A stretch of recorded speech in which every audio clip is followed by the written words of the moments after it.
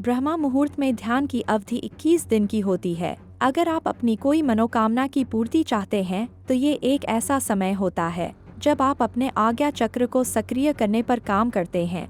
आज्ञा चक्र दोनों भुवों के बीच होता है, जिसे संकल्प स्थान भी कहा जाता है। अगर इस चक्र पर ध्यान केंद्रित किया जाए और अपनी मनोकामना को बार बार दोहराया जाए तो केवल 21 दिनों के अंदर वो मनोकामना पूरी हो जाती है। अगर आपके मन में कोई मनोकामना है और आप उसे पूरी करना चाहते हैं तो सबसे पहले उस मनोकामना का स्पष्टीकरण जरूर कर ले। आपको क्या चाहिए ये निर्णय जरूर कर लें। इसके बाद ध्यान की विधि को शुरू करें। ध्यान की विधि में शुद्ध वायु का होना बहुत जरूरी है। ध्यान करते समय आपकी रीढ़ की हड्डी और गर्दन एकदम सीधी होनी चाहिए। सुखासन की मुद्रा में अपने दोनों हाथों को घुटने पर रखें। आंखें बंद करके बैठ जाएं। मुट्ठी को बंद कर लें और 2 से 3 मिनट तक बिल्कुल शांत हो जाएं।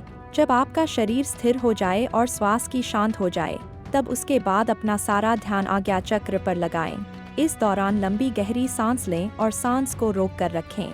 अब आप अपनी मनोकामना को मन ही मन दोहराएं और अपने मन से अपने इष्ट देव का चिंतन करें।